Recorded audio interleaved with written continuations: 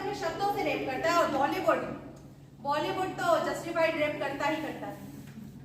किसी भी फेमिनिस्ट ने, किसी भी सो कॉल्ड इंटेलेक्चुअल ने कभी भी इस एक्सप्लॉइटेशन के खिलाफ कोई आवाज नहीं उठाई। कोई महिला आयोग नहीं आया ये कहने की भाई बंद करो, ये महिलाओं का ये जो उन्हें सेक्सुअली ऑब्जेक्टिफाई करने का सिस्टम है ये बंद कर दिए। कोई नहीं आया। लेकिन मेल्स को sigma male, alpha male, beta male और कौन कौन से मेल होते हैं पता नहीं कितना, सब ग्लोरीफाई ही करते रहते। स्त्रियों और बुद्धिजीवियों की दिक्कत ये है कि उन्होंने कभी भी पुरुषों के अंडरवियर बनियान पहनकर घूमने का विरोध नहीं किया, बल्कि खुद ही वैसे रहने लगे। इस समाज में बुराइयों को जल्दी स्वीकार कर लिया जाता है, अच्छाइयों को बड़ा संघर्ष करना पड़ता है। आप कभी भी देखिए, एक से पढ़ा लिखा, एक से अनपढ़, चाहे भाषा हो, चाहे व्यवहार हो, चाहे चरित्र हो, इसका संयम किसी में रह ही नहीं जाता। हाँ, क्योंकि आपको तो केवल खुलेपन का आनंद मिल गया ना। बिल्कुल, आप ऐसे रहे तो मुझे खुलेपन का सुख मिला, नेत्र सुख, स्पर्श सुख मिला, बाकी सुख की जुगाड़ हम लोग कर ही लेते हैं। लेकिन मेरी समझ में ये नहीं आता कि अरे आपको बराबरी करनी ही क्यों है, क्यों होना है बराबर हमें। एक मिनट मोनिका जी, आप बताइए आजकल मशीन का रेट क्या चल रहा है? उन्हें कैसे पता होगा यार? She is not interested. I know. Manoj भैया आपको? सक्सेना जी? क्या बात कर रहे हो यार? 6,000। तुम्हें कैसे पता है? तुम्हें कैसे पता है? कभी इंस्टाग्राम पे अपना नेट खर्च करा तो पता चलेगा। ये बनाया था और वो सबसे आज भी इसने बताया, वो अपनी लंबी स्टोरी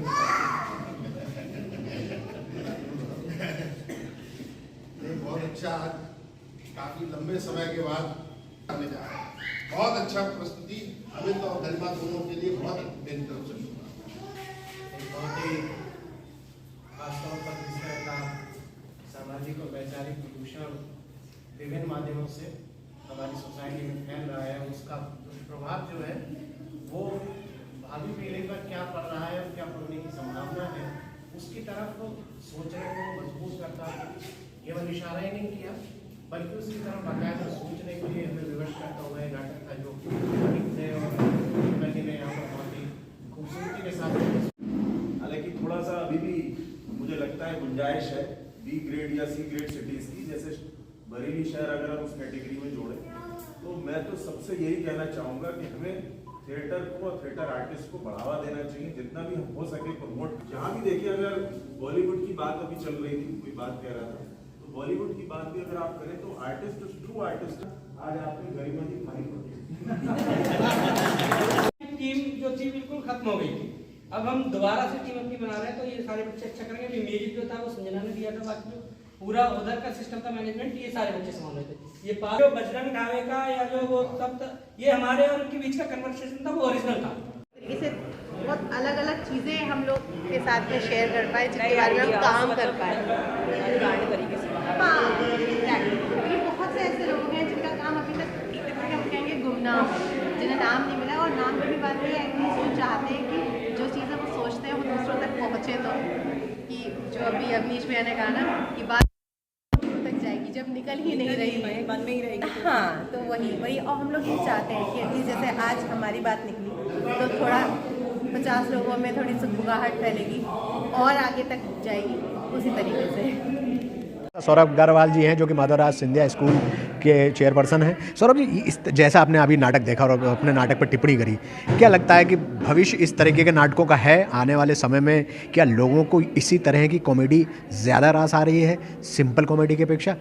आपके थॉट्स क्या कहते हैं? मेरा मानना ये है कि थिएटर ऊपर उठ रहा है आजकल, क्योंकि देखिए बीच में एक ऐसा समय आया था जब थिएटर बहुत नीचे चला गया था, लेकिन आजकल बड़े शहरों में थिएटर का बड़ा रुझान बढ़ रहा है और हमारे शहर में भी अब इस नाटकों के माध्यम से थिएटर ऊपर आ रहा है। और इस तरीके की अगर कॉमेडी अगर हम पेश करते हैं तो लोगों का जुड़ाव बढ़ता है। देखिए आदमी जो है बहुत स्ट्रेसफुल लाइफ आजकल जी रहा है, उस स्ट्रेसफुल लाइफ में अगर थोड़ा सा उसे कॉमेडी के माध्यम से कोई मैसेज दिया जाए तो वो मेरे ख्याल में सबसे बढ़िया मीडियम है, और वो आज हमने इस नाटक के द्वारा देखा गया। एक तरफ हम देखते हैं पौराणिक नाटक चल रहे हैं, एक तरफ आप देखते हैं एडल्ट कॉमेडी नाटक चल रहे हैं। इतनी लंबी दूरी नाटकों ने तय कर ली, रंगमंच ने तय कर ली, किस नज़रिए से देखते हैं इसको?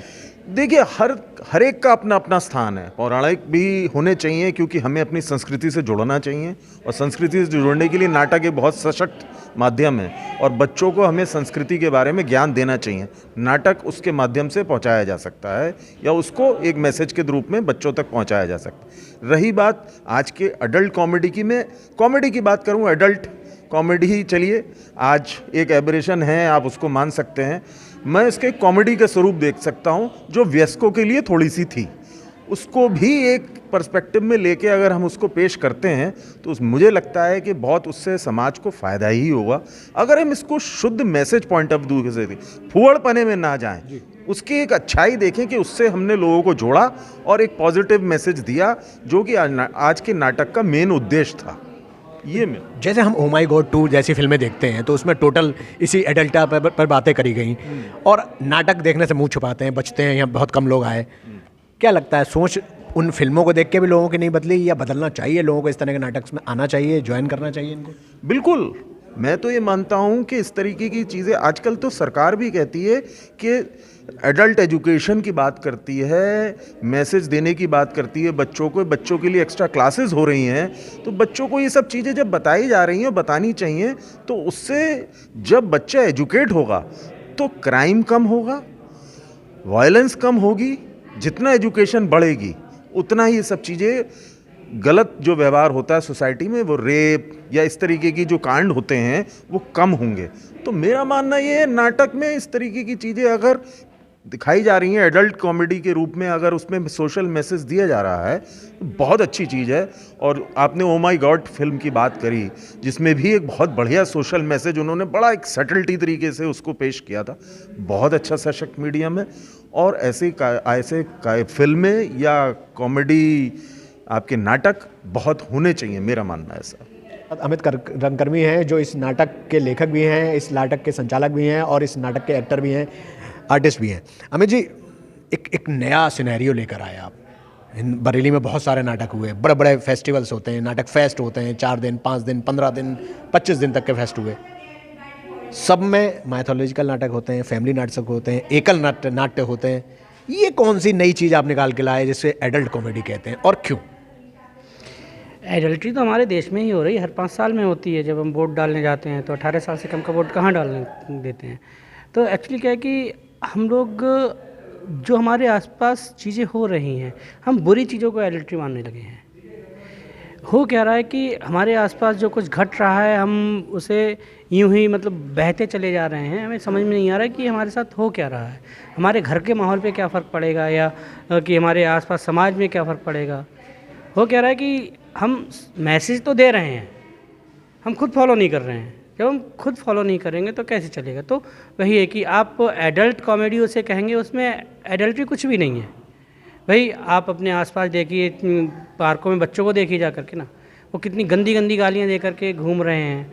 हम उसे नहीं कहेंगे। अभी एक हुआ था कि किसी ने कहा था कि अब इस ग्रुप में ब्लू फिल्म का प्रमोशन होगा, तो मैंने उनसे भी कहा था, मैंने कहा कि आप पहले 200 रुपये खर्च करिए, उसके बाद में आप आइए, फिर आप मुझसे बात करिए आकर के कि ब्लू फिल्म क्या है।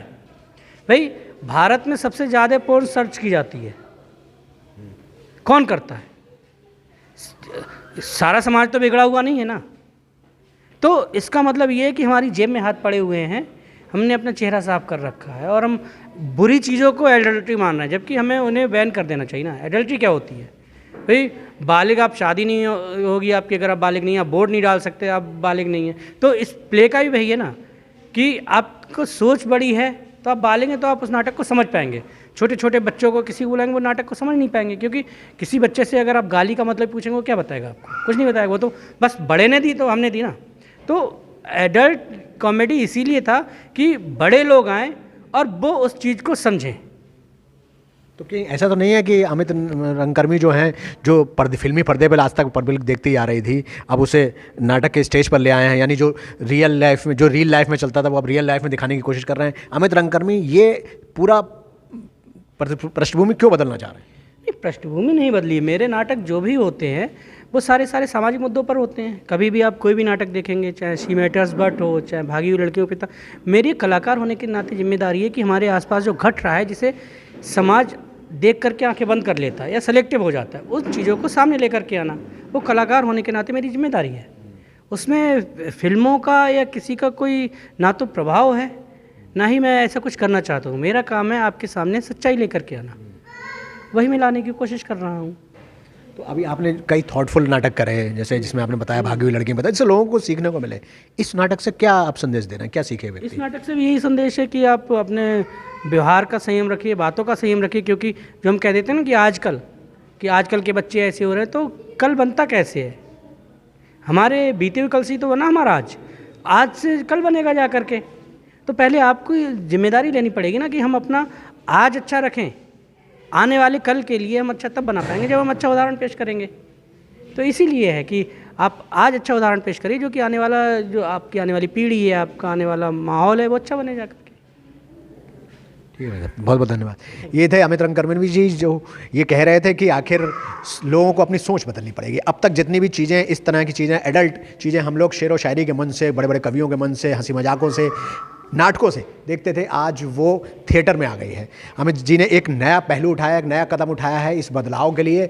ये बदलाव भारत, जो बरेली का नाटक है, जो भारत का नाटक है, और कम जो बरेली में नाटक हो रहे हैं, उनकी सोच, उनके देखने वाले दर्शकों की सोच को और उन नाटकों की एक नया राह तैयार करेगी, ऐसी भावना है। ऐसी भावना के साथ इन्होंने ये नाटक करा था। हमसे जुड़े रहने के लिए, हमसे बने रहने के लिए बहुत बहुत आभार, बहुत बहुत धन्यवाद।